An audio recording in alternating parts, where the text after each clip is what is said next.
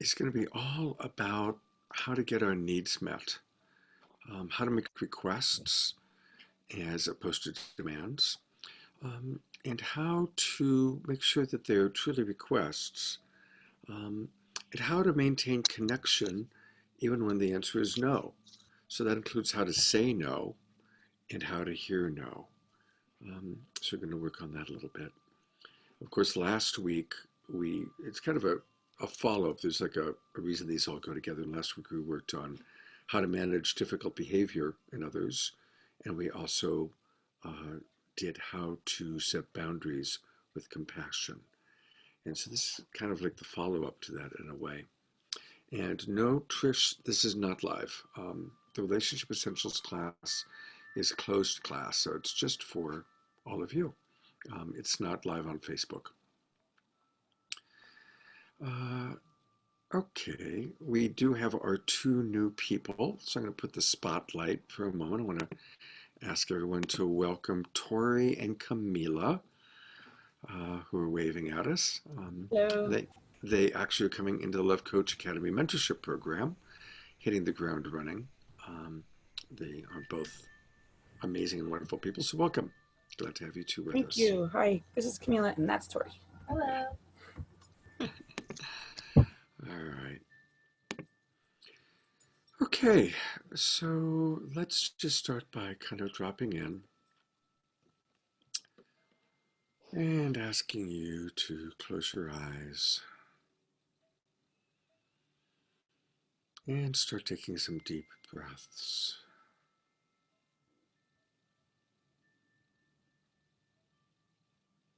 And on every inhale, we are coming into our center and connecting to our body. What does our body have to say? What is our body informing us of right now?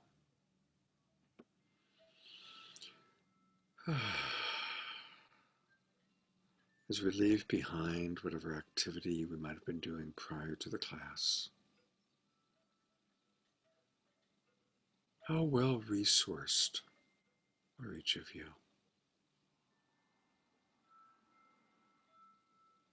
How much rest did you get last night? Have you had enough food, water?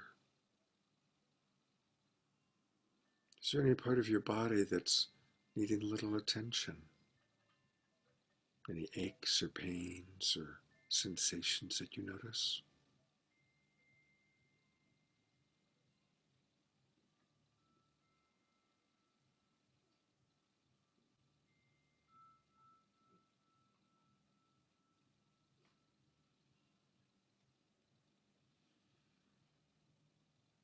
Learning to be well resourced is one of the most important parts of love coaching, of having healthy relationships.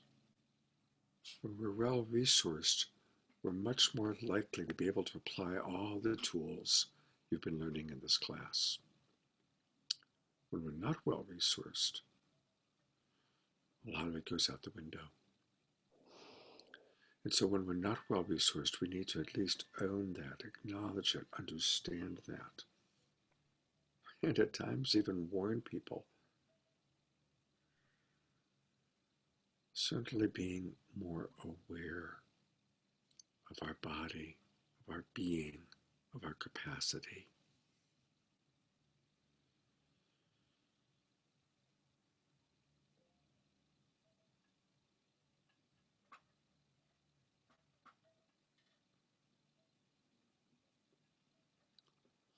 I want to ask all of us to do our best right now to see if there's anything we really urgently need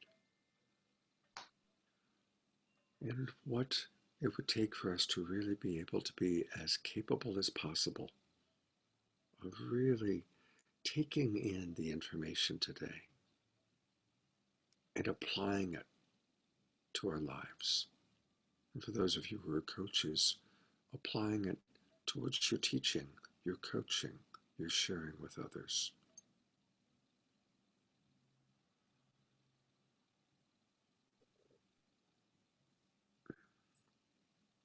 So I invite you to make whatever commitment you can to yourself to really use our time together this morning wisely.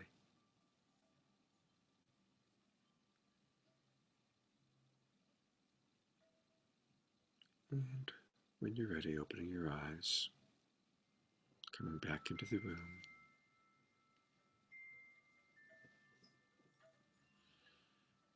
And seeing other friends. Some of you know each other well, some of you are meeting, just getting to know each other. I always like to appreciate all the different places that people are coming from. We've got Mark in Germany, Timothy and Mariko in Hawaii, Adrian in Portland, a lot of us in California, Daniel also in Hawaii, Candace all the way up in New England.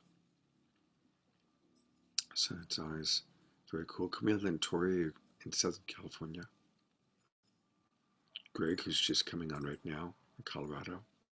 Kat, who I think is usually in Minnesota, but I believe she's now in Arizona with her mother. So, greetings, everybody, coming from many different places.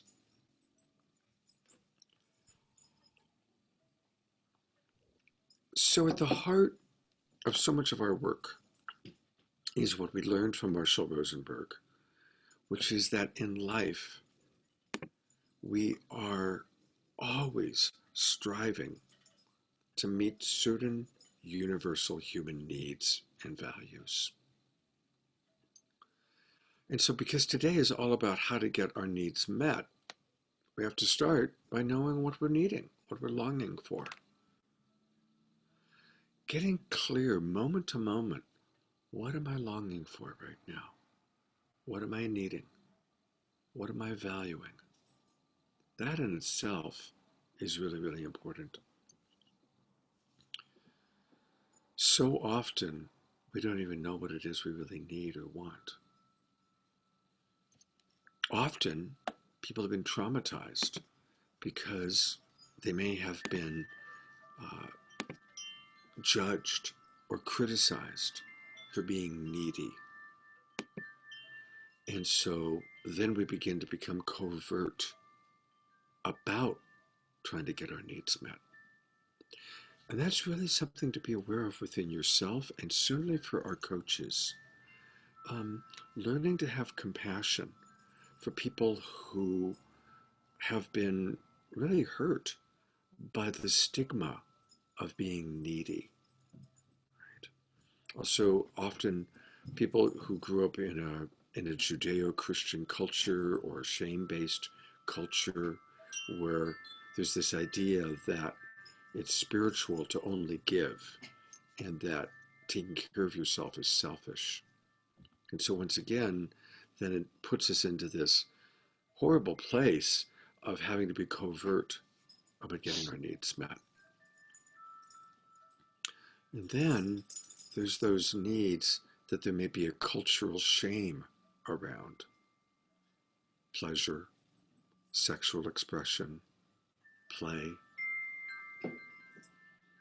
Very often when I work with adults, they have a sense, especially if they have a lot of responsibility, if they have a business that requires a lot of responsibility, or they have a family to feed, there's this idea that my need for play, my need for rest, my need for creative expression, my need for sexual expression, I can't pursue those needs because I have to be responsible. I have to take care of the kids. I need to make sure they're fed. I need to take care of my family. I need to take care of my business. So I'm going to take the spotlight off myself and I'd like to just open it up to anybody who's willing to share how either the stigma of being needy, or perhaps you have been a parent or a single parent or had business, how any of those factors have inhibited your ability to understand what you're needing or even own or claim what you're needing. Is anybody willing to kind of share how you've struggled with that in your life? Greg, am I seeing you waving? I think I am. Okay, Greg, I am doing my best. You're unmuted, and the I am spotlight's on unmuted. you. Yep. Hi, Hello, Greg. thank you. So for me, I've been exploring this the last few days, especially um, around my need for connection and literally my trauma around not getting those needs met, and how like in my 20s and friends would start to, I started exploring this and they would be like literally like it feels needy. And so been trying to like trying not to reach out because that was the needy coming through. Yeah. And um, it's definitely a thing for me because then it's like, yeah, I need this connection and I'm not getting it. Yeah. Um, and the more I reach out, the more needy I am, the more I want to reach out. And the more I reach out, the more people pull away. Hmm. Thank you so much for sharing that. Let's all Yeah. twinkle, Greg. In Love Coach Thank you. Academy, by the way, for Camila and Tori, our new people, we twinkle. That's how we say thank you for sharings. And who can relate to what Greg just shared? Who can relate to that? Beautiful. Um, to any of our Daniel or Anaprabha or Trish, do any of you want to kind of riff on that a little bit? Trish, and then Anaprabha. Um, I actually just got out of a relationship where I was really shamed for needing attention, both sexually and just words of affirmation. So that like literally asked me not to ask for that kind of sexual attention or any sort of attention. And um, so I really understand that place of feeling the need and the desire and literally asking for it, but also being really like shut down. And as a pretty vibrant sexual being, I'm not ashamed of my sexuality. I'm sorry, I do have a bird here. I hope it's not annoying. The bird is awesome. Okay. Those, and Trish is taking care of the surviving chicken. She had 5 chickens, and the dog got 4 of them, and this is the survivors. So It doesn't like to be alone. Speaking of being like needy and attention, it doesn't like to be alone, and it squeaks a whole lot more than this if it's alone, which I understand the trauma around it. So I really understand the want and the need for just like full expression of whatever that is, and to be able to be met there. But yeah, like being a pretty vibrant sexual person, it's been really in my life. There's been a lot of like just social shame and sort of male female role structure stuff that has been really weird, like, oh, women can't fully express themselves, and if they ask for what they want, then they're needy, and men shouldn't ask for what they want, of course they're stoic. Like it's just been a really weird mind fuck, to be really honest. wow, thank you so much. Big twinkling there for Trish. Big twinkling. Thank you for being honest about that. And again, who can relate? Who can relate to being shamed or made wrong for when you requested sexual connection or expression? Yeah. Anuprabha and then Daniel. Morning, everyone.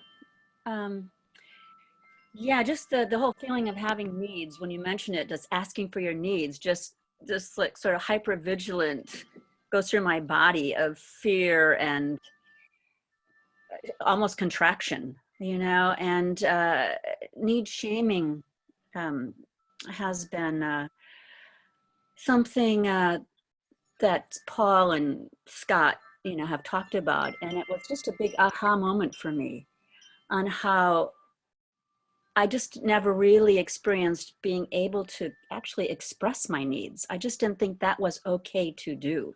Mm-hmm. either you just have to intuit it, or I was just really in tune with what the other person was needing.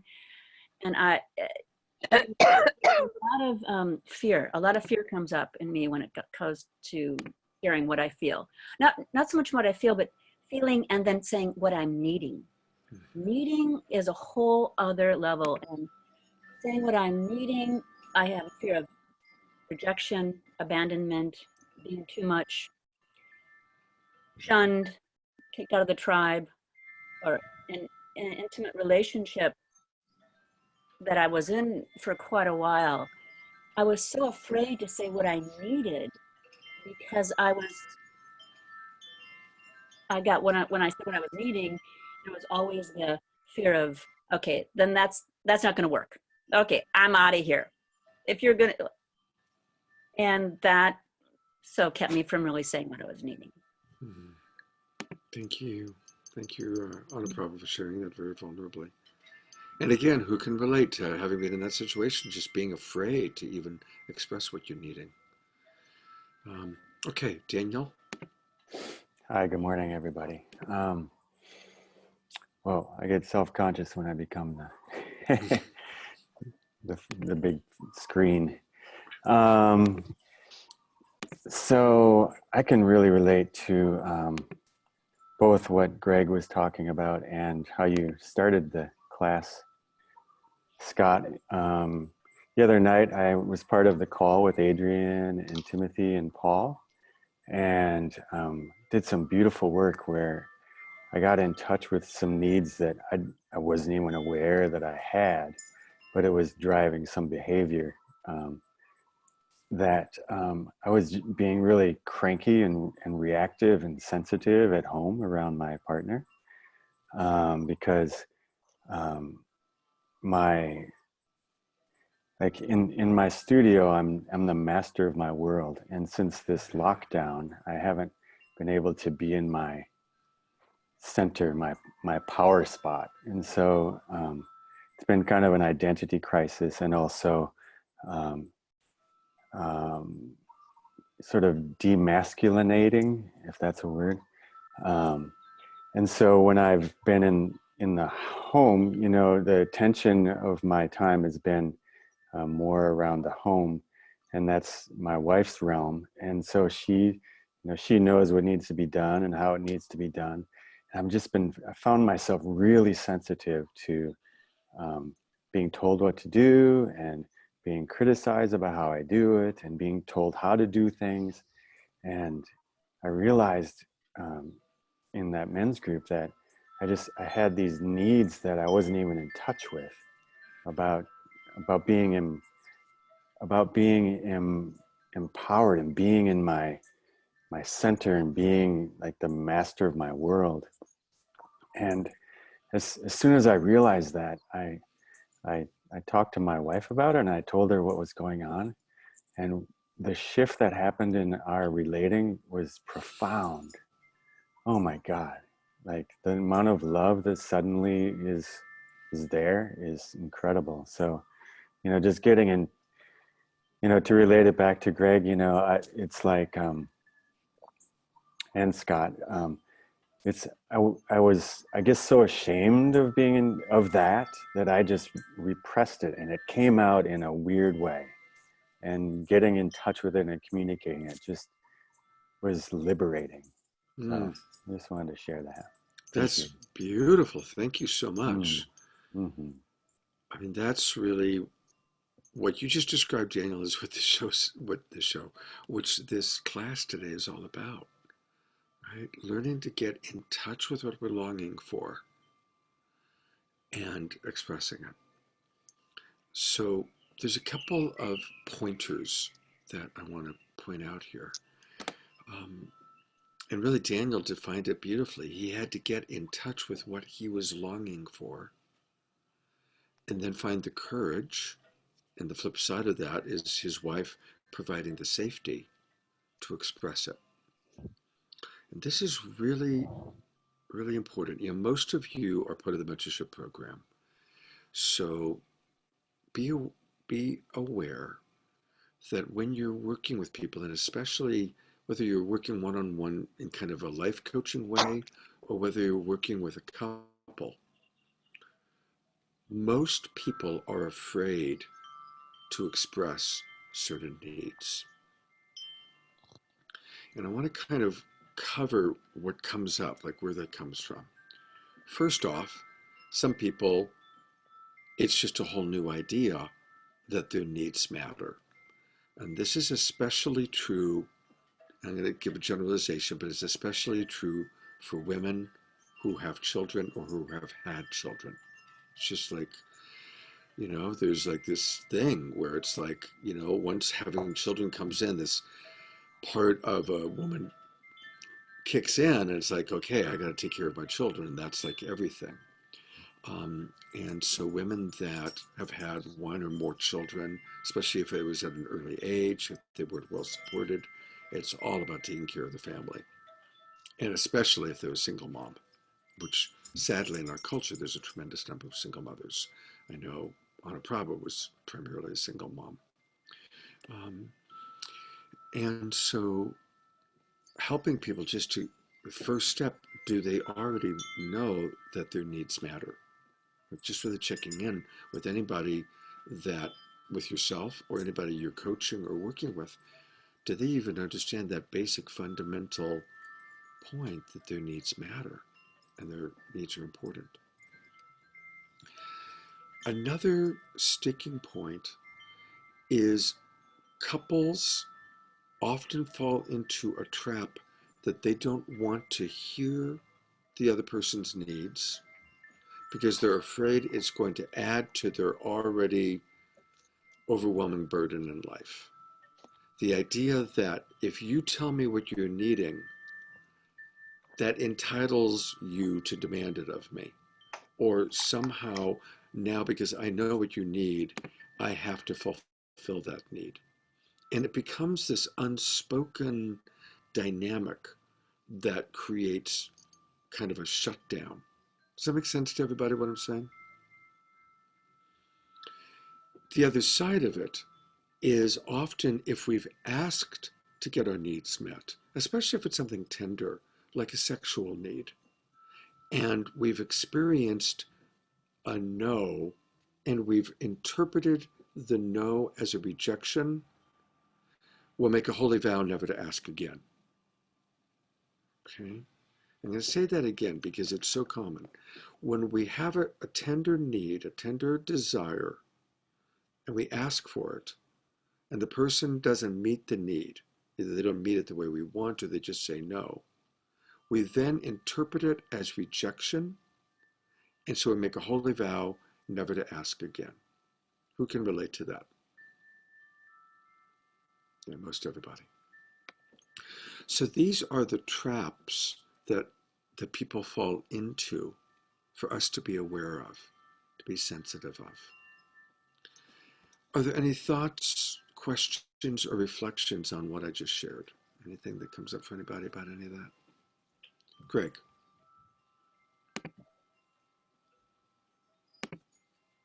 I'm trying to unmute you, Greg. There you go. Okay. Okay. Yeah, actually, sorry, hopefully the wind's not too much. That a lot of it actually, your last comment about, when you ask for something that's real sensitive and told no, like it actually came up for me when Daniel was talking. First, yeah, coming up with the need that you have, and two, asking for it, and then three, what do you do when that request is turned down? And I think that's where, for myself, that feeling needy is, I had a need, I asked, and probably as a child or as a kid, young boy or young man, maybe I didn't ask very well. But then figuring out that I was turned down, and then I was turned down again, and then I was turned down again. And that is where I feel like it comes into the needy part of like, I have this huge need, that never manifests.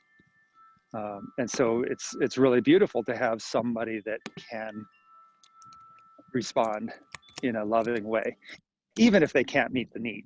Hmm. Um, Absolutely. Absolutely. So big twinkling for you, Greg. Thank you. Thank you. Okay, so he brings up a really important point. How do we respond in a loving way when we can't meet the need? And what I'm about to say is probably the most important thing I'm going to say all day. First off, we cannot meet everyone's needs. That's just not realistic, right? But we can always acknowledge. Yeah, Trish is saying why. We can meet all of your needs, Trish, because you're special. Yeah. Um, but what we can always do, and really take this in, we can always acknowledge the beauty of the need. We can always acknowledge how beautiful or wonderful or precious that it is that the person has that need. And if we're saying no or we can't meet the need, we can also acknowledge their uncomfortable feelings. This is like really huge.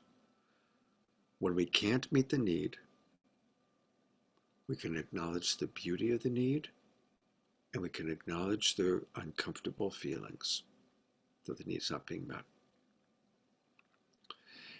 And I'm going to tell the story, and I want to acknowledge that people like Ganaprabha and Adrian, Deborah have probably heard this story before. And it's kind of tender for me, but it really is when I most beautifully experienced that. So when my wife was alive, she made her living as a tour guide. She was originally from Germany, so she spoke fluent German, of course, and fluent English. And so she worked for a company that provided her with a luxury bus and a bus driver.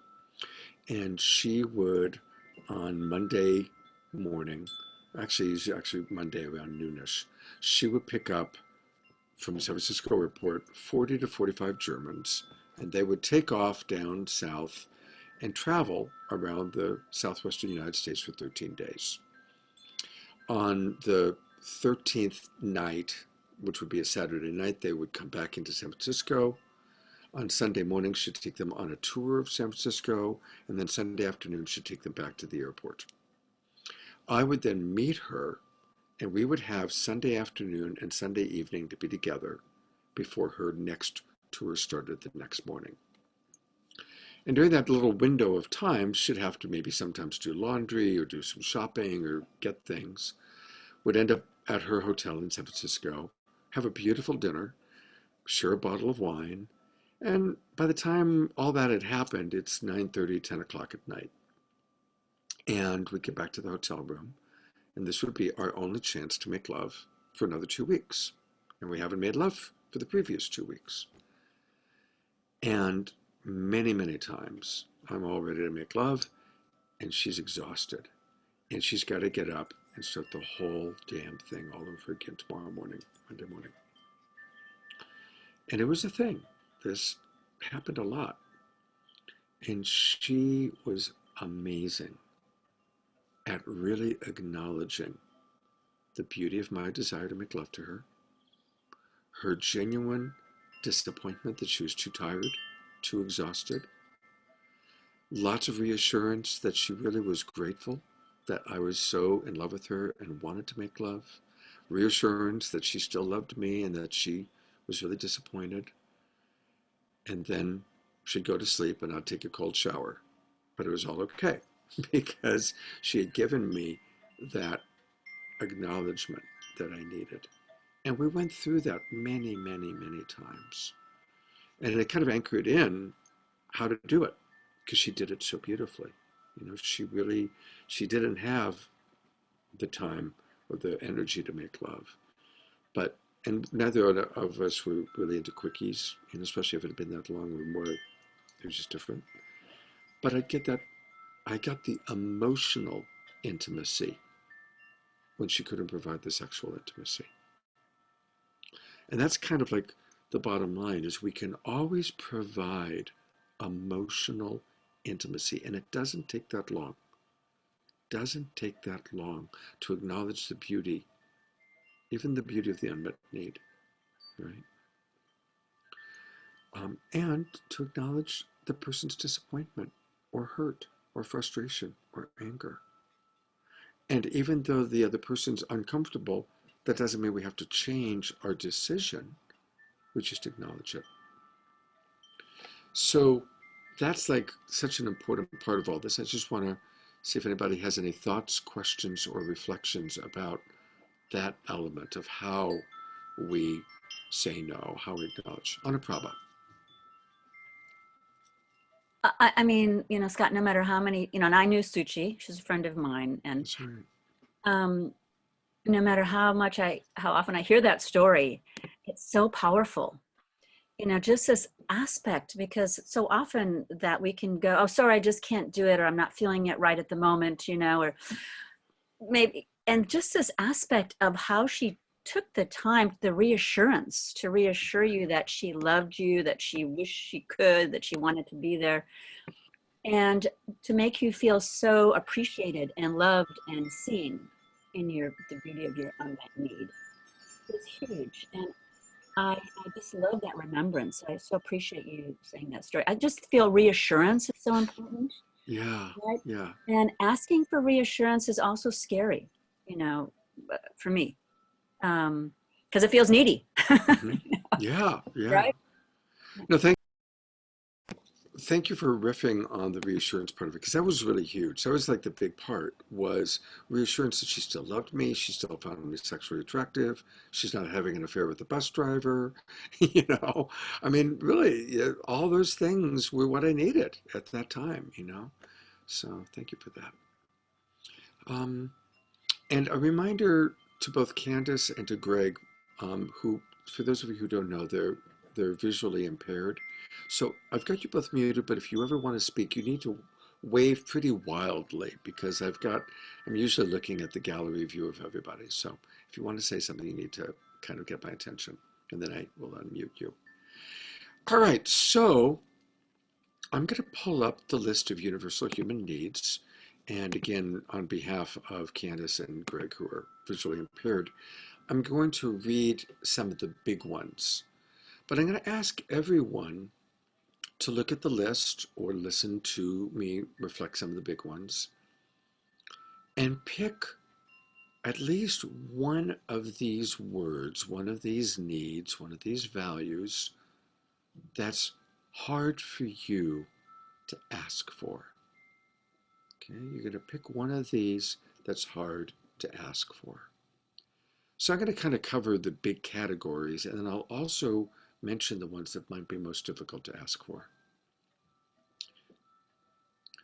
The primary needs, by the way, we've kind of identified 6 that are like the big ones in life, and that's connection, safety, respect, appreciation, to be seen clearly, to be understood, and I'm going to add inclusion.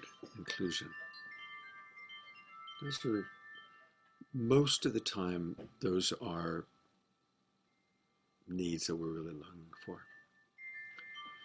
Some of our needs, and again, we can call them universal human needs, we can call them values, we can call them longings of the heart.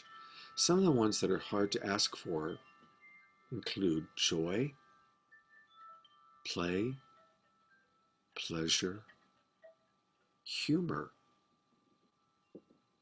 sexual expression, empathy, companionship, tenderness, nurturing. It's hard to ask for nurturing sometimes. Dignity, stimulation,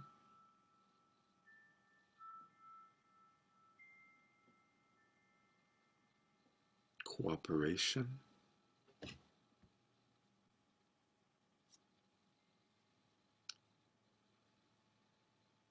so those are some of the hard ones, or some of the big ones. I'm going to leave it up for a moment. And other than Candace and Greg, I'm going to ask everybody to put into the chat box which of these words are hard for you to ask, or at least hard for you to ask in certain situations. And for Greg and Candace, I'm going to ask you to share verbally, so you don't have to write in the chat box. And Candace, I've unmuted you and I put the spotlight on you. Which of those words are hard for you to ask for?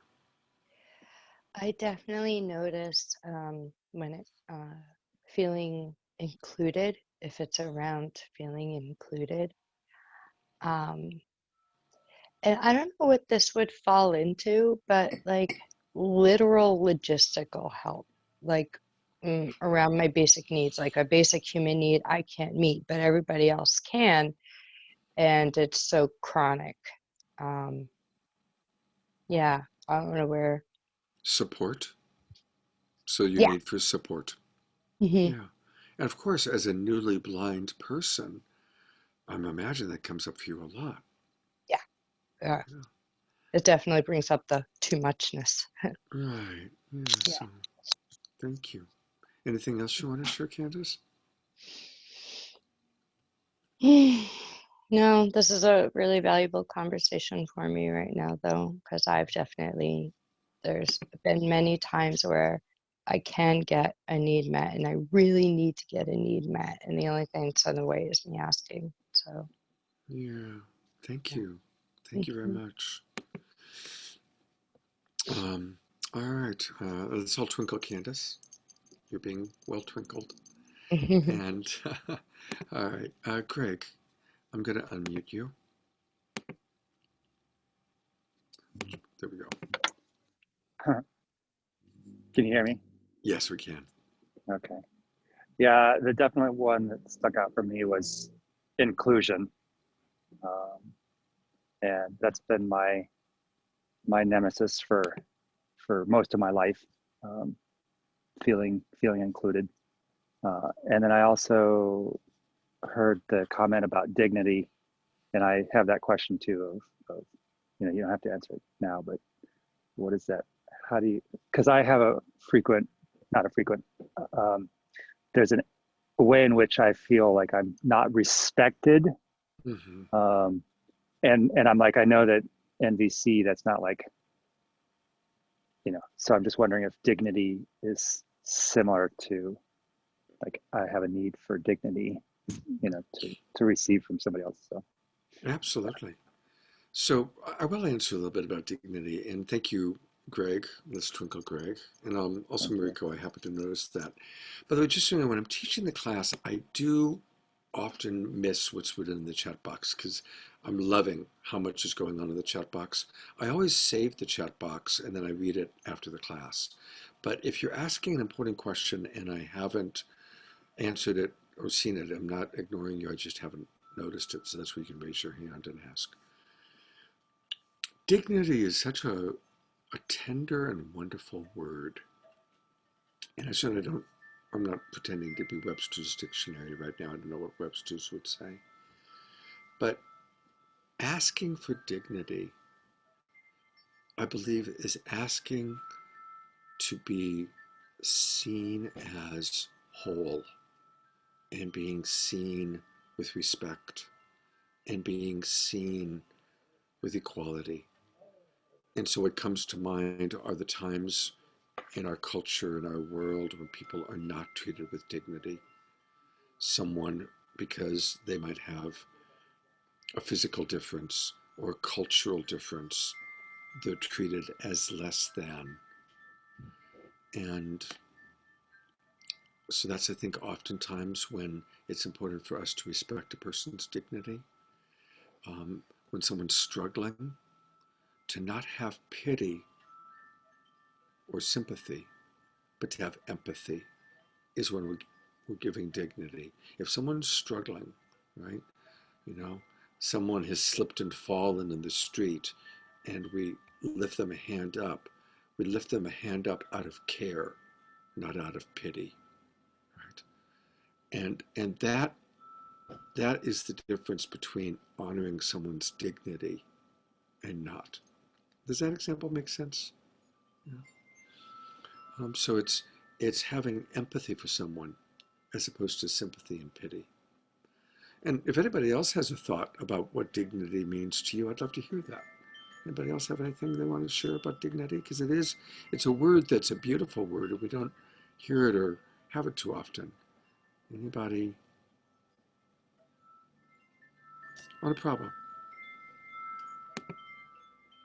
Yeah, just to kind of riff just a little bit more on what you said, just dignity, it is so powerful, and I think we do skip over it a bit, you know. And it is really so, it's really important, you know, for the human condition, right? Just to be, for humans to be seen and respected, acknowledged for the, just for being the beautiful human they are, right? Um, and there's so many times when dignity starts being chopped away, like you don't feel seen. I mean, just an example of what happened in Michigan with everyone being armed to the teeth, one thing, but then bringing the swastikas, the nooses, the Confederate flags, that's taking dignity away from Black people, right? This is like chipping away. It's just like hurting them, you know? And so it's like, it's very easy, you know, to kind of keep accepting undignified, but, you know, just like, okay, just put up with it because you don't want to say anything. And then your whole feeling of self-worth starts going, and it starts making you smaller. It's basically a way of not looking at people with, you know, keeping their dignity, of making a person smaller. I would feel making me smaller, keeping in my place as a woman. Like, for example, if I need to say something, but, you know, somebody says something to me, let's say there's a younger woman, and I'm older, and instead of like acknowledging my beauty, the person was acknowledging how beautiful maybe the younger woman is, and not also acknowledging my beauty as an older woman, right? As a wisdom, Yeah. Yes. right? Yes. Was, you know, with you know, so much knowledge and so much to share, right? But just kind of focus. So that there would be, and I might just let it go. You know, I probably just, okay, I get it, because I have a compassion and understanding that young is so hot and happening. You know, where, guys, I'm still hot and happening, you know, and rocking it hard, right? Like on so many levels of creativity and music and sexuality. So that's would be my, so wanting to really feel seen deeply and heard deeply, you know, and cared for. Beautiful. Beautiful. Thank you, Anna Prabha. That was beautiful. You know, one last thing on dignity, and then we'll move on. Oh, Oh, yes, Laura. yes, I would love to say something about dignity too when you're done. Go ahead. Go ahead. Okay. I've been thinking about this a lot. I think I watched a really fantastic Instagram TV live yesterday about disability fashion, and how there's not a lot of consideration for the design needs of people in differently abled, and there was a lot of discussion about disability, and I think the other issue here is equality, and like the feeling that you're not any less than, or just everybody coming to the table and meeting at the same level. You know, it's all about like kind of the hierarchy being flat, I think, to me seems like a way to increase dignity. So whenever there's like power or respect for the way somebody is living their life or something, just taking every life as on equal strong playing field. And the way this shows up in something like fashion is like, if a person with a disability has to wear sweats because that's the only thing that will accommodate their disability, and you want to show up to a job, you can't show up equally in sweats to someone who's showing up in like a suit. So yeah, I think being able to like show up in every small way, in a way that allows you to be equal. Yeah. Thank you. Thank you, Laura. And I always appreciate, Laura, your work with people that do have disabilities. So thank you so much for that and for bringing that up. You know, I had a memory come up right now about dignity, and then we're going to move on. I was very close to my mom, and the last 6 weeks of her life, we had her in hospice in her own apartment. But I moved into the apartment. I stayed in the spare bedroom to take care of her. And the last few weeks, I had to change her diapers. And uh, and the way, for any of you who've done hospice, the way it works, there's got to be somebody there like at all times. And then there's like a nurse who comes in once a day just to kind of check in and provide medicine or whatever. And I happened to be changing my mother's diaper when the nurse who checked in on us came in. And there was that kind of awkward moment. And my mother, God bless her, looked at the nurse and said, "It's okay. He's my son." And when we talk about dignity, I just realized there was a moment of my mother kind of taking an awkward moment and still making it okay, and the dignity of that, you know, you know. So anyway, I haven't thought of that moment in a while. So anyway, that comes to mind. Okay, tears. Got to move on. So, all right. So how do we make requests? I'm going to bring up a really cool little chart. And we call this the axis of requests. And again, I'll describe it for our visually impaired people. But for those of you who can see it, it's 4 boxes, right? And when we're making requests, we ultimately want to invite what it is. We want our request to be an invitation, and we need to be specific, okay? So there's 4 little boxes here, and ideally we want to make it an invitation and not a demand, and we want to be specific and not vague. So what happens is if we make the invitation, but it's vague, it comes across as a wish. Gosh, wouldn't it be nice if you brought me roses? Gosh, I sometimes just wish that you'd be more romantic. Well, it's an invitation, but it's vague. When we're vague, the worst, probably here, the worst of the boxes, is when we're vague and we demand, right? When it's got the energy of demand and the energy of vague, and that's when it's a guilt trip.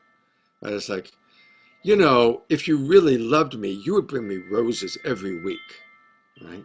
Well, actually, that's probably more of an extortion. I guess vague is kind of like, you know, I need to know that you love me, and roses are how I know that. Flowers are how I know that, right? That's kind of beginning to, again, move into being specific and a demand, which is an extortion, right? When we are very specific and very demanding, if you don't bring me roses every week, I'm going to break up with you. Or, right? It's very specific and it's a demand, and so it's an extortion. But when we are specific and we make an invitation, and a wonderful way to do it is remembering when someone has done what we like. That's, I think, the best. So if it's applicable, I want to just say, I so enjoyed the time you brought me roses. That really meant a lot to me. And I just kind of want to let you know that I'd love for you to do that again. It's an invitation, and it's pretty specific, but it's not demanding. Right? And even as I was giving the example, I kind of got a little bit tripped up. I hadn't prepared. I know I was going to show the access of requests, but I hadn't prepared an example. And even my examples were a little sloppy. So it just goes to show how hard it is sometimes to be very specific and to be inviting, right? So I would like for each of you to think about one of the things that you have trouble asking for, right? You all wrote it in the box, and Candace and Greg verbally spoke it. And how could you make that request in a way that's inviting and not demanding, but specific about what it is you're looking for. Okay. So I'm going to take down the screen share. And I'd love to ask a couple of you to do it verbally, and then the rest can put it in the chat box. And thank you, Trish, for being the first to raise your hand. How I normally do it is to go around the side around it, like, oh, hey. So I have this game that I want to play. I do that a lot. But if I could do it more clearly, it would look like to ask for a specific invitation. Might look a little bit more with consent, with like a consensual conversation with it. So like, I want to acknowledge that I really want playful flirtatiousness in my life. And I would like that with you if you're open to playing that with me. Beautiful. Beautiful. Yes. Oh, everybody's saying yes. There's all twinkle her. That was beautiful. Thank you. And, you know, I loved the simplicity of it, actually. It was very simple. It was very simple and very clear. Good job. Who'd like to go next? Anybody else want to give it a shot? Miriam. Great. Oh, hi. Hi, Miriam. Hi. So gosh, I'm a little sleepy. I'm I thought I had everything lined up that I was going to say, but I like to be able to ask more directly. I've gotten a lot better at it over the last couple of years, especially when I felt like my needs weren't being met, and I just got to the point, like I've talked about before, of anger and frustration, and then I started to ask for what I needed, and I think I did it in a demanding way, but now I'm starting to really reflect and realize that, you know, like you said, there's a way, and when you ask with compassion, a lot of times you can get your needs met. Now, the question I have for you is, and I think you've addressed this, is what if you ask with compassion and you're in a situation, like I'll give you an example with my husband. I think one of the sticking points is that I feel like I've been a caretaker for so long of different people, and sometimes I'm exhausted and I feel like I need more empathy or I need help.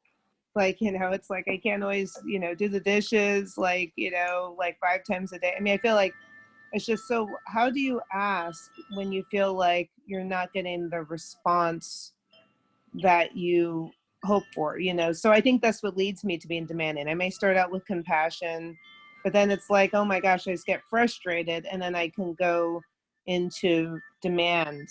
Right. And not necessarily demand in a, like, you know, I don't yell, but just like, you know, frustration mode. Right. So how can you kind of step back and just, and I guess it has to do with that, to what I just said, stepping back and maybe, you know, well, I don't know. I'm just going to Okay, throw yeah, that let, out there. let, I let me don't know. respond. Okay, got it. Let me respond. It's a great, great question.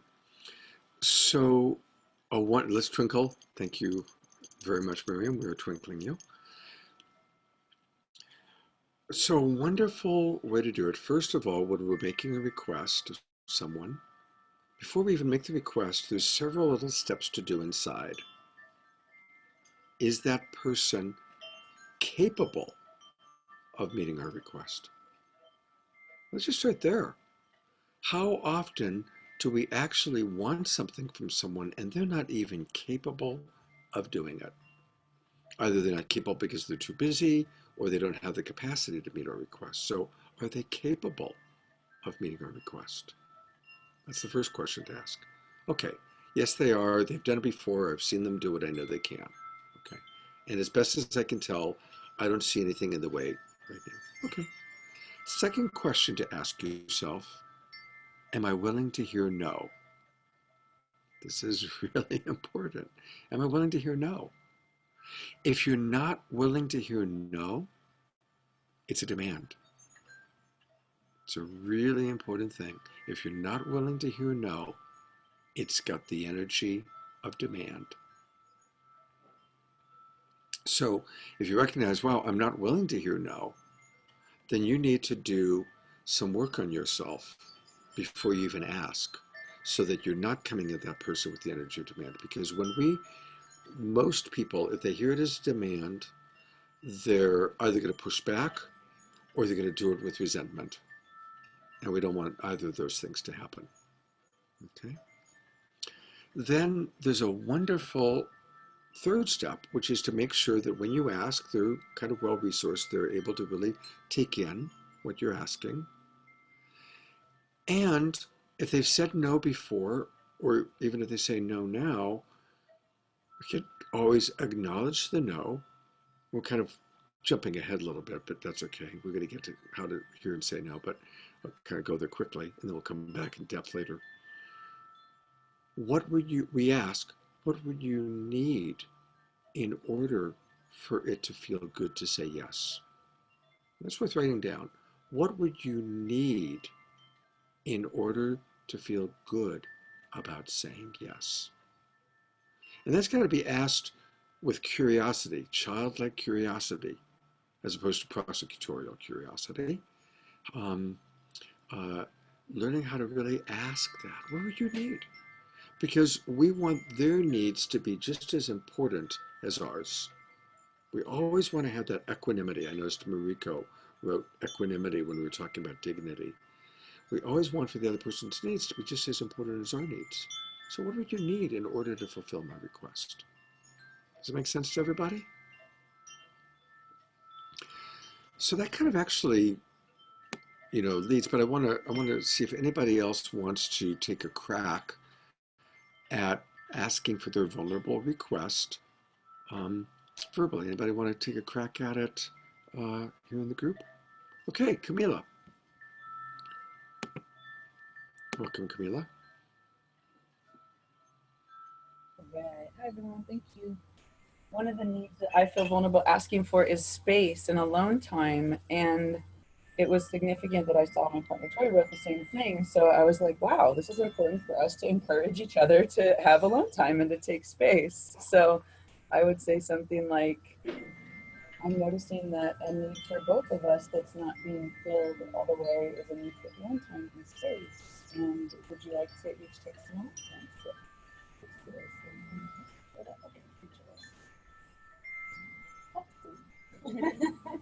Or maybe tomorrow, if not today. So let me ask each of you, what would you need in order to feel comfortable asking? And if you're asked for space, what would you need to feel good about saying yes, take space? What would you need? For me, it's a matter of, for me, there's a balance between have I spent enough time with my family, with my kid, or with my partner to ask for alone time? So for me, there's kind of this subjective balance that I'm looking at, which may have nothing to do with her needs or our kids' needs, or I'm thinking, and then there's sort of guilt on the other side. And I think that's probably what you experience too. It's like taking alone time if our kids' needs aren't filled, or if Right. blank relationship needs aren't met. Right. Thou shalt not take care of yourself for one instant if your child has any unmet need. Right. Right. Exactly. Right. So it's like claiming our needs as equal to other folks' needs rather than only if other folks' needs are met, then we take our own space. Absolutely beautiful. Tori, anything you want to add to that or riff on? Beautiful. It's exactly right. Okay. Well, thank you. And let's all twinkle. Tori and Camila are new members of our group here, jumping in. All right. Anybody else want to take a crack at it before we move on? Deborah. Hi. Okay, so this is just, generic, but I think it comes up. Like if I have an upset with anybody, I would like to say, I would love a chance to talk. Because I know for me, talking and clearing is one of my values. Clear the decks and know that the decks are clear and the new solution. So I would want to make it safe. So I would say I would love a chance to talk together and to consciously give each other equal time. Like maybe 5 minutes back and forth with a timer or a talking stick, and to choose to honor what we appreciate about each other, and then what didn't work or what doesn't work, and really be both able to look at it with equality and dignity and no make wrong. Beautiful. And then to explore new positive solutions and agreements put in place, and to really make this safe and, with warm empathy. And that is so important to me. Yeah. Okay. Thank you, Deborah. That's all Twinkle Deborah for that. Um, one slight adjustment I'd like to say is when we're wanting to have mutuality in conversation, not 5 minutes and 5 minutes.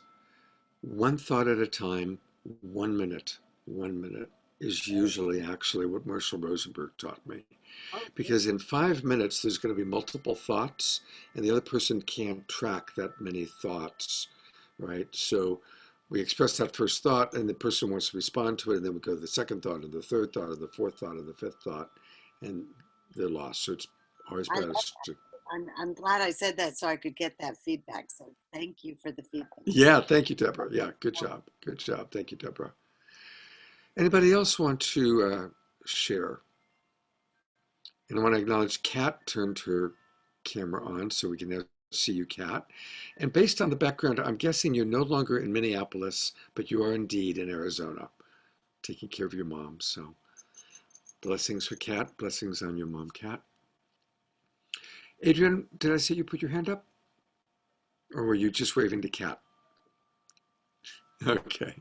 All right, Mariko has her hand up. All right, Mariko.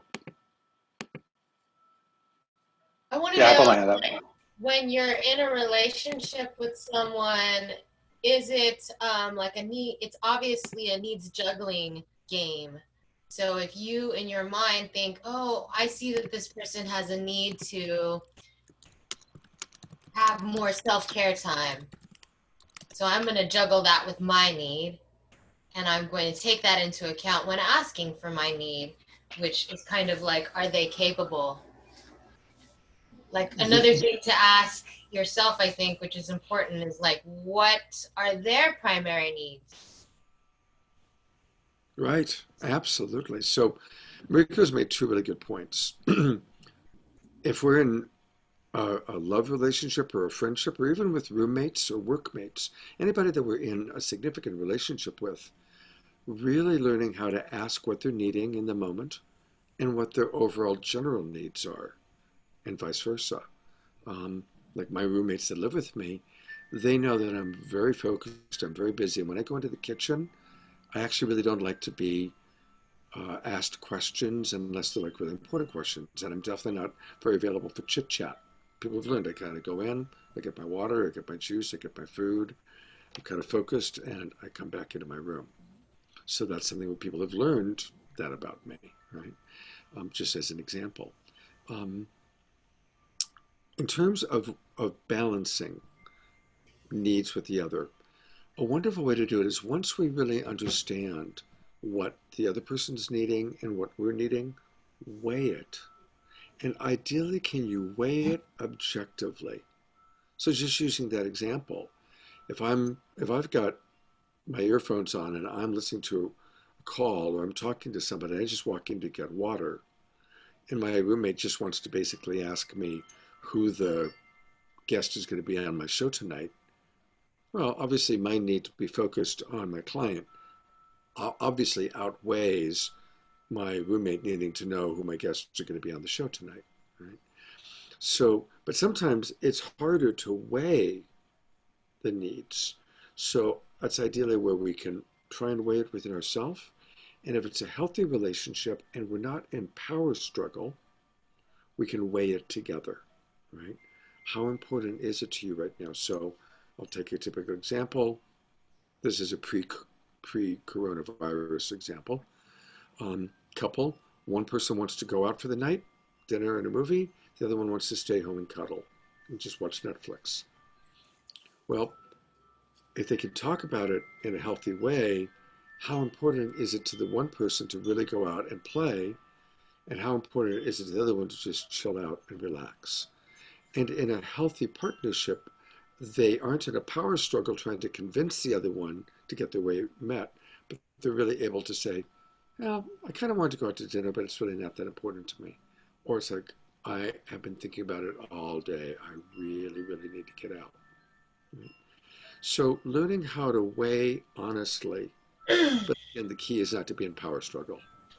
Does that help answer your question, Mariko? Do you think that everyone is, can anyone ever be free of power struggle? Yes, Is that a absolutely. goal? Yes, it's All definitely a goal. relationships Absolutely. should aim towards equanimity. Absolutely. And of course, learning when we're in power struggle is part of it. But in a healthy, conscious relationship, we can go, oh, wow, I just realized I'm in power struggle. I'm trying to convince you to do what I want. And owning it is the key. We're often going to be in it, but in a healthy relationship where there's mutual respect and a mutual desire to work on it, we then can own it. Oh, wow, I'm noticing I'm really trying to talk you into going out tonight. Right? Daniel, and then Timothy. Yeah, I've had experiences where I've asked a person a question, and I guess what they've done is inside weighed that what's going on for them is more important than what's going on for me. And I've just been ignored or not even answered. And so I'm just curious. It's even though, and so, you know, then sometimes I realize, oh, well, I guess that I realize that that person had something more important going on, and I can research that myself and from another source. But I've felt like this, like, oh, like this pain of almost like rejection or something when that happens. Yeah. Can anybody relate to that? That's what he's talking about. Yeah. So can we just go with that for a moment, Daniel? So this is really, really important. You're interpreting it as rejection. And one of Scott's top 10 commandments, thou shalt not react to your own interpretation.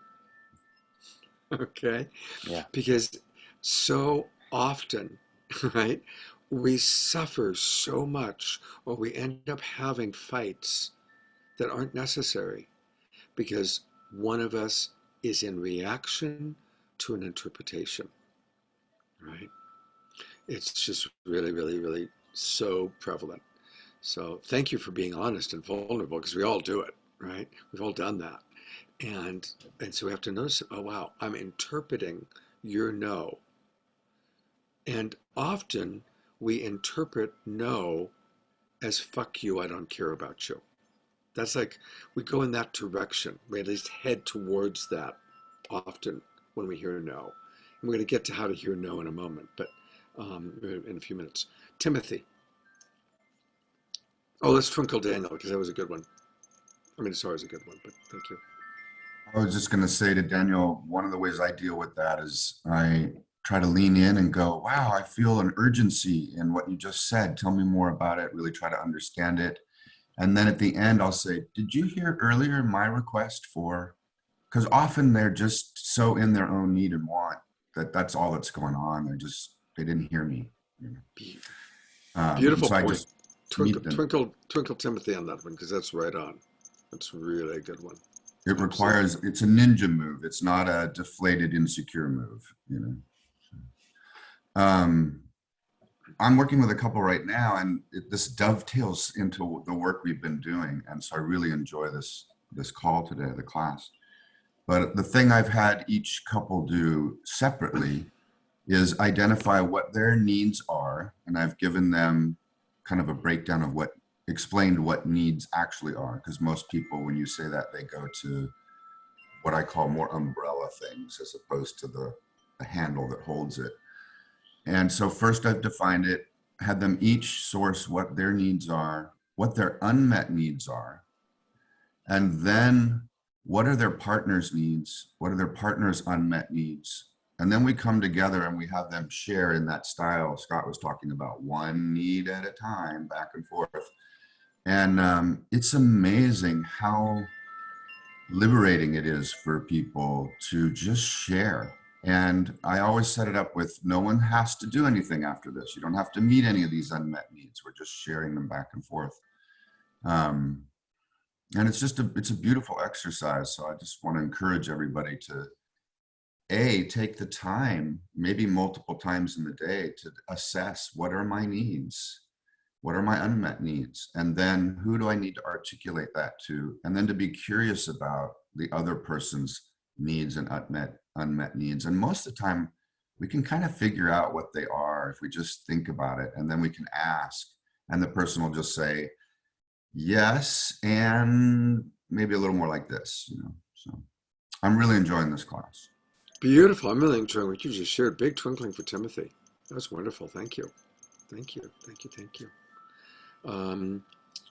Okay. I'm going to move on because I want to go through a couple more things. And what we're about to see is some really wonderful Marshall Rosenberg stuff. And I will put this document in the thread, the Facebook Messenger thread.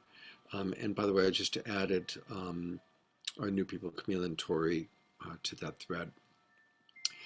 So a request gets us into the now, and it must contain a doable action. And again, we want it to be a positive action, what you want, not stating what you don't want, right? And then offering the choice to fulfill it or not, right? Would you be willing to do the dishes before you go to bed tonight? And always saying, would you be willing, is a wonderful way to do that. So would you be willing to do the dishes? That's a doable action. It's positive. I'm not saying, I don't want to wake up to a dirty house tomorrow or a dirty kitchen tomorrow. That's what we don't want, right? But positive action, would you be willing to do the dishes before you go to bed tonight? I'm asking. And so by asking, would you be willing, I'm offering that choice. The three kinds of requests, and this is, again, just an awareness to be aware of, because often we want to start, especially if it's if we're in a difficult conversation or dilemma, we want to start with a connecting request. Timothy just exampled that beautifully. Did you hear the request that I made earlier, right? That's a connecting request. So connection requests often need to precede an action request. Hey, how are you feeling right now? Would you be willing for us to talk about something important right now? How well resourced are you right now? Is this a good time for us to connect? Right? Those are connection requests. And we want to connect before we get into what could be a harder action request to make. So there's connection requests, action requests. As coaches, we're almost always making connection requests.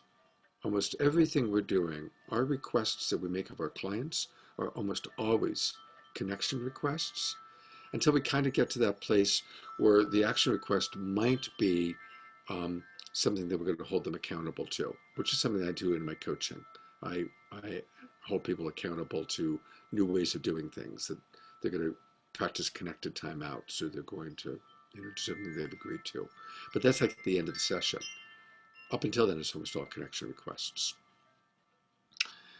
And then the other kind, which is rare, but they're guessing requests, where it's kind of like, would you like to hear me? Would you like would you like to hear my opinion? Okay. Now these next ones, this next set is fantastic. This is like, memorize this. And we're not going to necessarily say this to people, what I'm about to read and what you're looking at, but we want to have that in our thought process, and we want to find a culturally appropriate way to say it. Please do not fulfill my request if you are doing it out of guilt, shame, fear, duty, or obligation. Oh God, that's so powerful. I'm going to say it again. Please do not fulfill my request if you're doing it out of guilt, shame, fear, duty, or obligation. Please do not fulfill my request if you're doing it because you think you should. Please do not fulfill my request if you're doing it to gain my affection or acceptance, or you think it's going to mean we're going to have sex tonight. I'm adding that one. Please do not fulfill my request if you're doing it because you're afraid of how I will react if you don't say yes. Aren't those powerful? That's just like such a powerful consciousness for us to hold, right? So just curious what comes up for people when you hear that. Any thoughts, questions, reflections about what I've just shared or what we've just seen? Kat, and then Deborah. I've got you, okay. I've got you unmuted. Oh, I did. Unmute. Can you hear Okay. me? Yes, now I can. Okay. I guess instantly when you said that, I thought of, there's obviously a handful of people that I can think of that if I ask them to dig into the request for that need,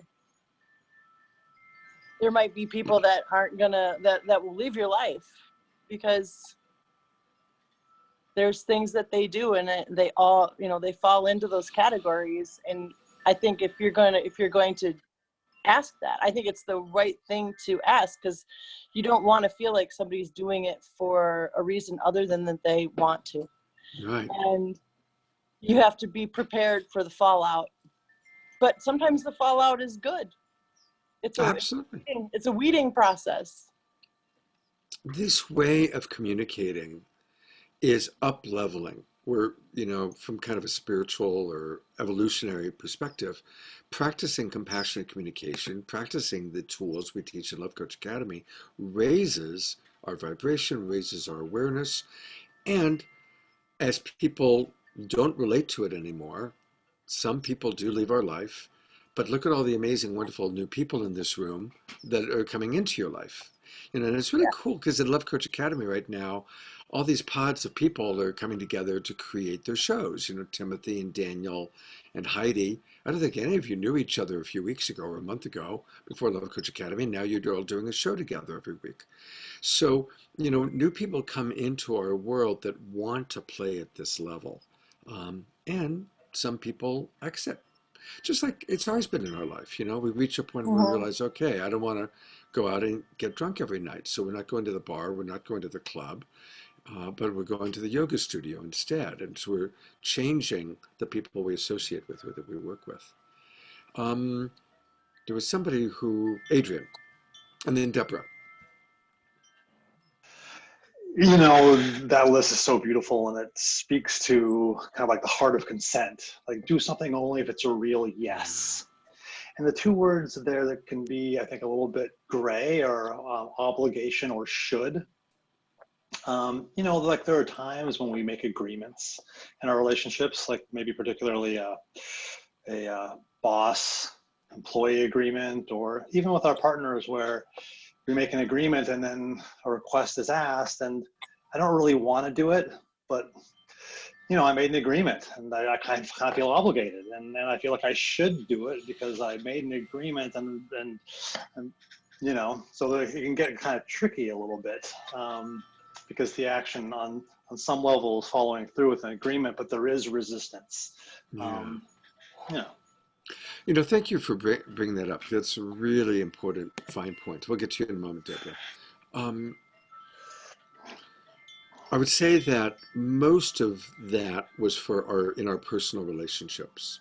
Mm-hmm. But certainly if we've made an overall agreement, I'm the employee, you're allowed to tell me to do these things, and even though I don't enjoy doing them, there's a baseline agreement that I work for you, that, and therefore that kind of supersedes my own personal desire. But ideally, in a wonderful, when we have a job that we love or a job that we really enjoy, that doesn't come up so often, right? When it does come up, that's where people then find themselves stressed out or unhappy because they're in a job where they're doing things that really isn't what they want to do. And obviously, I think all of us have had jobs where we really don't want to do what we want to do or what we have to do to get paid. And hopefully, most of us have jobs where we love what we do. Most of the time, we love what we do. But good point. Good point. And I also really like that Adrian put that paragraph into one word, consent. You know, healthy consent. Deborah, you want to share something? You know, yeah, mine is similar to Adrian's, where it seems like some of that where you're saying really don't agree unless you really want to, as you said, is really applies to if you're in a close, intimate relationship, and you know, if it was about what you're going to do that evening or something. But I also feel like there are sometimes when there's agreements or work related or something in community or colleagues where there's an upset, and then it seems healthier to clear it and see, you know, what went down and find the clearing. Um, 'Cause it seems like, you know, in the Sufi work where we walk through, we clear veils going through different stations of the heart to go towards the unity. So on a certain level, it's kind of nuts and bolts and worldly, but as you get deeper and deeper into the where we really are wanting to see each other soul to soul, there's a politeness that you know, just the willingness to clear something and forgive it quickly. So I'm just, you know, I don't know. To me, it seems like, say, if someone, and this is generic, not about anybody here. If somebody sets a really long time to not communicate about something, I'm just wondering where that falls in the politeness of how can we clear, get the lesson, and forgive so that we're all moving forward. Since everybody here is such a beautiful person, everybody here is a Okay, so yeah, I want to come in for a moment here. So thank you, because I want to bring it back to any question mark. right. So again, it's all about weighing, understanding each person's needs. So if one person has a need for space and one person has a need to, and this comes up a lot in a relationship, one person wants to clear it right now, and the other person needs to take space, right? It's a classic dilemma that happens in many or most relationships. And again, it just has to be weighed, right? Okay. Timothy.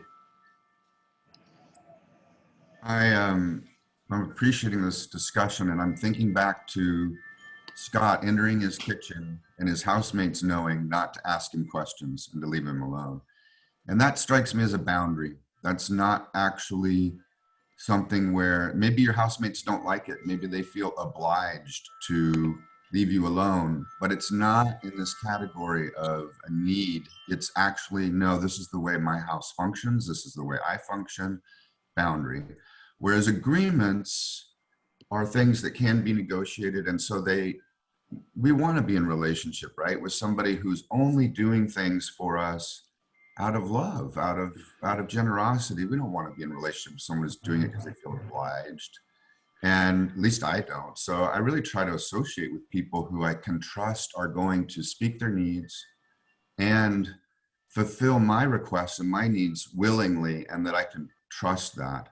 But I love the idea of, from time to time, going through that list of questions and saying, is there anywhere in our relationship that you're doing something because you feel like you have to, or you're obliged, or you should? Because I really want to make it clear that I don't have that kind of expectation, except in the area of a boundary. Like, I don't know, some people might be, when I'm on the toilet, I want the bathroom to myself, right? Yeah. You know, it's a healthy boundary. Absolutely. So big twinkling, because I really like what you said there, everything. And Daniel wrote, a boundary isn't negotiable. Um, we do teach boundaries with compassion, and we did that last week. And just a reminder, I think that any agreement or boundary can periodically be revisited, right? And it's healthy. Now, not every 5 minutes, right? You don't want to be the kid every 5 minutes saying, "Are we there yet? Are we there yet?" Um, but it is appropriate, finding that balance of how often to revisit our agreements, how often to revisit our boundaries. And obviously, we could talk forever about that, and each situation is different. But I would say that it's healthy to periodically revisit boundaries and agreements. Yeah. I want to go back to that doc because there's one other piece of it that we didn't get to yet. And it's kind of the flip side. Like we heard, please do not fulfill my request if you're doing it. But these are the ways that we want it to be fulfilled. Please fulfill my request only if you are giving it from the heart, joyfully. Please fulfill my request only if you are doing it from a need to contribute. Please fulfill my request only if it meets some other need or value of yours. Okay. So we really, again, it's about consent. We want people to fulfill our requests because they have found a place inside of them that wants to do that. There's a place inside of them that wants to have that meeting, to have that clearing.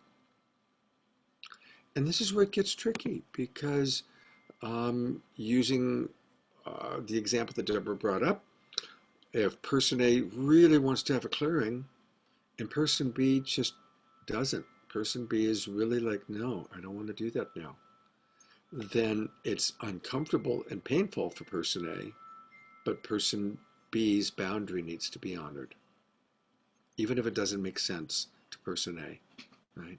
We have to honor each other's boundaries. We have to honor, otherwise there is that, it can be coming from resentment. It can be coming out of, a should. And we want to stop shoulding on ourselves. So, any other thoughts, questions, reflections before we move on? Miriam, and then Anuprabha.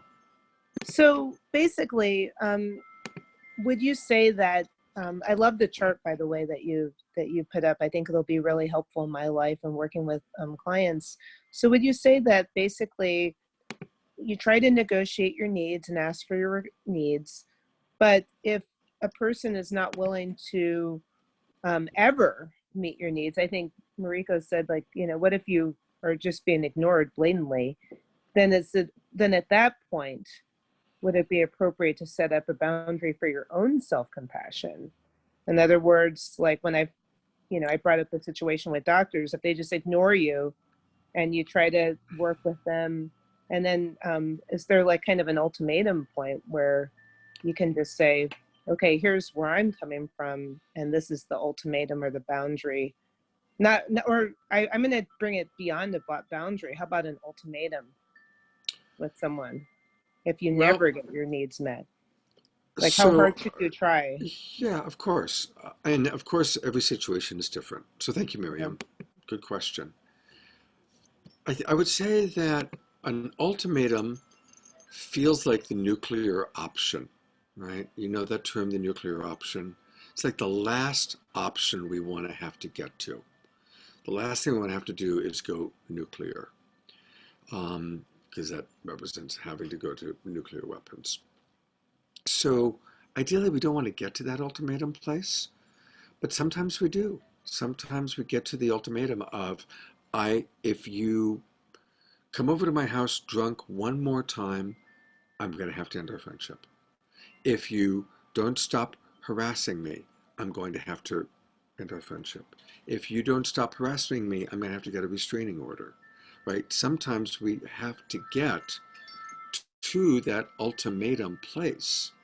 Now, the key is not to go there prematurely, not to go there because it's just the form of leverage we've learned, but really because we've exhausted all other reasonable ways to connect, right? Um, and one of the things that I often say is compassionate communication does not work in a court of law. Once it's got into the point, once a relationship has got into litigation, once a situation has got to the point where police are involved, judges are involved, courts are involved, the only part of compassionate communication that's valuable is self-empathy, right? Because you need a lot of self-empathy once you're in that kind of a scene. But when you're dealing with institutions that are based on right, wrong, punishment, judgment, compassionate communication doesn't work. So we want to use compassionate communication before it has to get to litigation, before it has to get to the police being involved, before it has to get to that place, right? Before we have to extort or demand or go nuclear. Does that make sense to everybody? And that's why oftentimes when working with couples, that are separating or in trouble, I beg them, do not go to litigating attorneys. Please go to Camila. Do not go to litigating attorneys. Go to Camila, who's a really cool mediator, right? Because once you go nuclear, once you get there, then there really is no turning back. But then we have to look at, am I someone who goes nuclear too quickly, that goes to demanding or extorting too quickly? And conversely, am I in a relationship right now with somebody who goes there too quickly? And if so, it's probably not a healthy relationship. In healthy relationships, we don't go nuclear, So good question, Miriam. Thank you. Okay, we're almost to the end. We're going to just get to the part of, Anaprabha. That's right. You had waved your hand and I got so wrapped up. That was so good, Scott. It was I really got good. so into my own genius. I forgot. I It apologize. was good. This is just an aha insight, and also came out of really working with Love Coach Academy. And I think a couple years ago, I just really started giving myself permission and tuning into my nervous system. Which really, coming out of a abusive alcoholic childhood, is something you overrode all the time to be able to function in society, because you're always hypervigilant and freaked out about something, about being seen, being accepted. So just tuning into that. And when I'm in these situations, say in a relationship, I'm feeling my nervous system is really getting stimulated and uncomfortable and shock. Basically, it's all shock. Basically, it's a shock situation, which I can go into, easily. And looking at, and just giving myself permission to say, hey, that's not working for me. And really going into, I can go into some discernment at, am I avoiding, or is this something that really is not working? And so I really go into, how is my really tuning in, giving myself really permission to just I want my nervous system to be really calm at all costs, and really going to that deep healing for myself. Mm-hmm. Yeah, now my kids are, and I've got, 2 wonderful children, and I was really so grateful because I see them being so having boundaries, compassion, being creative in this pandemic. And I'm also feeling oh, great, they're doing so good. And I have time just to really take care of myself. Mm-hmm. And I'm just kind of tuning into what that means, really, at a deep level, taking care of myself and giving myself permission to just be in a calm, have a calm nervous system. It's just huge for me. It's that's what I want more than anything else in the world right now. Yeah. Okay, thank you. Thank you. The one thing, just to riff on that, what she brings up is, it's so important for us when we're gauging how capable another person is of meeting our request, being in tune as best as we can with how well resourced they are, and if they are hypervigilant, or if they have a veil of past pain that can get triggered by our request. As we get to know people, It's important for us to be sensitive to things like that. Okay, what do we know about this person? Oh, I'll use Timothy as an example. I'm going to make up something. So let's say that I know that Timothy, that a particular topic is really tender for him. And even though it might be no big deal for me to bring up that topic, I have learned that it's a big deal for him. So that's where I need to be extra sensitive before I bring that topic up with Timothy. Really check in. How well resourced are you? How centered are you? There's something I'd like to talk to you about, and it's kind of tender, or it might be tender for you. So being sensitive to that, right? Recognizing that we all have different veils of past pain, different places where we're tender, different things, that are challenging. Okay, we're going to just do the very last part, which is how to say and hear no. And this is kind of similar to last week when we talked about how to set boundaries with compassion. So I'm not going to repeat that whole thing. For anybody who missed last week's class, ask me and I'll send you the replay for it.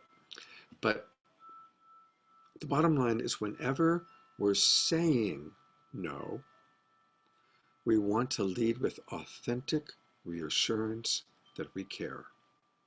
So Timothy asks me if we can have a session today. Something's really up for him. He really wants to talk to me about it. And I'm booked. I don't have time, right?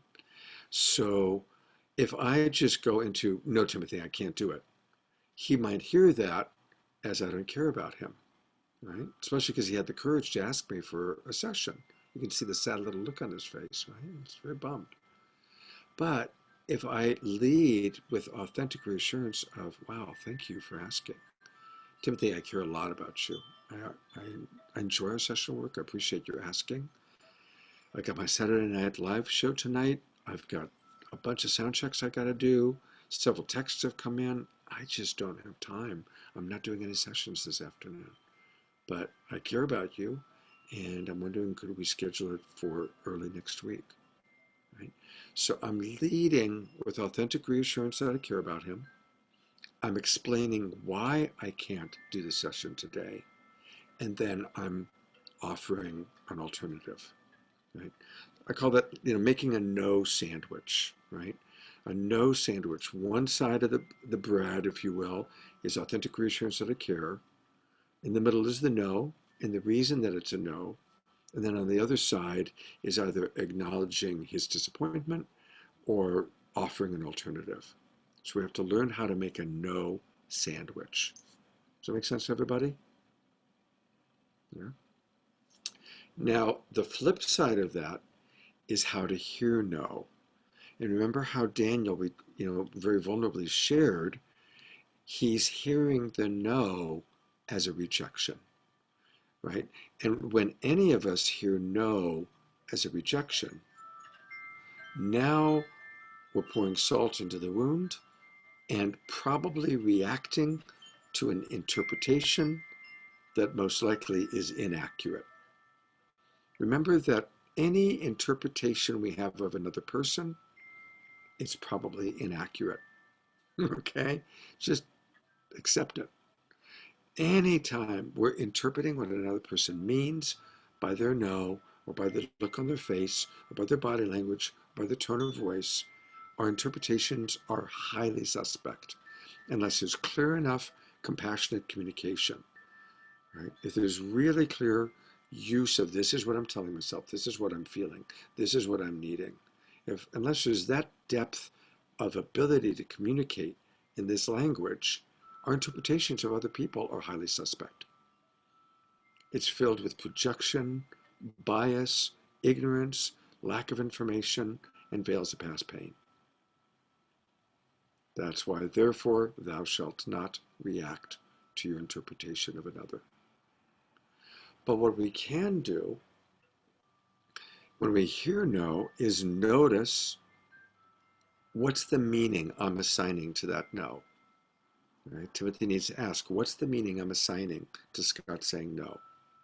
Am I assigning the meaning that he really doesn't want to do the session, that he really doesn't like me, that he really doesn't care? Ask yourself, what's the meaning I'm assigning? What's my interpretation? Right? And then recognize it's just an interpretation. It may or may not be accurate. It probably is not. What am I feeling?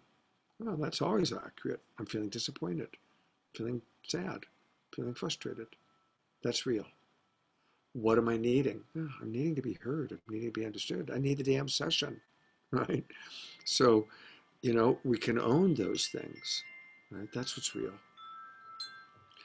Then, depending on the relationship, we can ask, do you mind telling me what you're saying yes to? So if I haven't done a proper no sandwich, I just say, no, Timothy, I'm sorry. I'm kind of in like that mode. And Timothy's noticing he's beginning to have interpretations that maybe I don't care, maybe he shouldn't ask me for sessions anymore, whatever it is going on in his brain. He can ask me, hey, Scott, do you mind just telling me in your no, what are you saying yes to? Like, what's alive for you?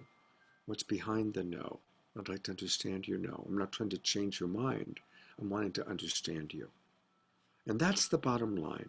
We can ask about the no, not for the intention of changing the no, but for the intention of understanding the no. When we hear no, ideally we want to understand it. And if you haven't gotten enough information to understand it, it's beautiful to request more information. But you got to be careful. And I always say, specifically saying, I'm not trying to change your mind. I just want to understand you. Like, memorize those words. They're really simple and clear. I'm not trying to change your mind. I do want to understand you. That's how we hear no. No doesn't mean the end of the conversation. No can still leave room for understanding each other more fully. Even in, obviously probably the strongest in our culture, which I agree, when a man makes, or I'll just say a person makes a sexual advance towards another person, no means no. Absolutely.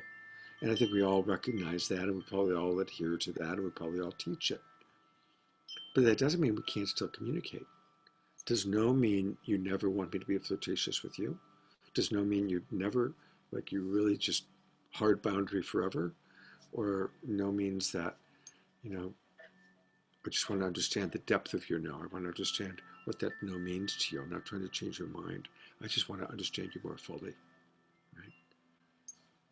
Does that make sense to everybody?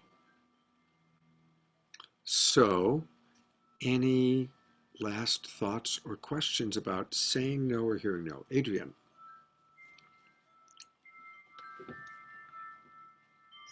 You're muted. This has been coming up for me throughout the class. Such a powerful class. Children. I'm thinking about the children in our lives and our own child. Every action that we take is an expression of meeting our needs. Everything we do is trying to get a need met.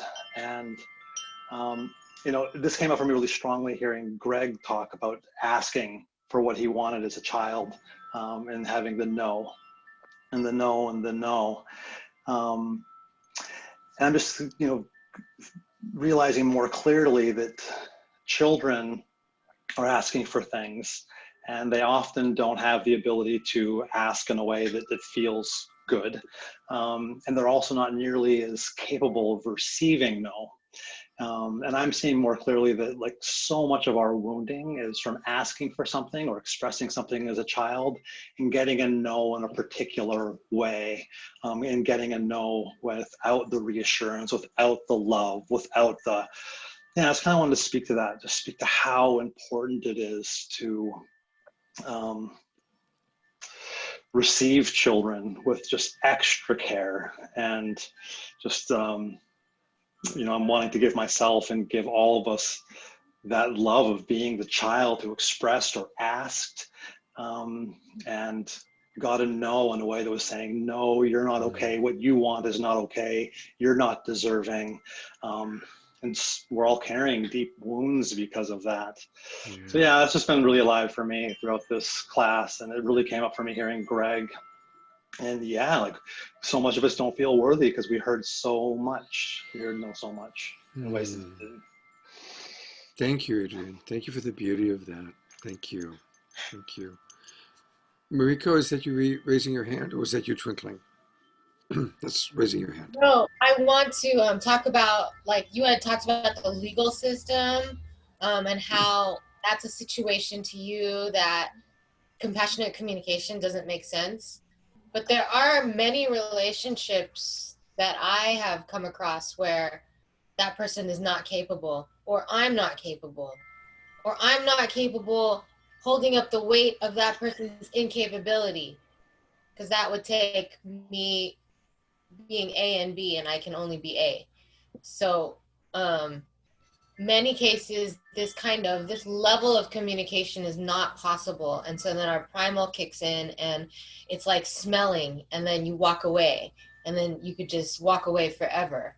This level of communication is so in depth and time consuming in a way, much faster than smelling and walking away, I guess, in comparison. So I don't know, my life so far, there's just so many relationships where it's just easier to walk away than it is to have. I don't feel obligated to owe this person that breakdown, this very intellectual, compassionate breakdown all the time right now. Yeah, well, that's called discernment, and we all have discernment throughout our life, where we're going to put our time and attention.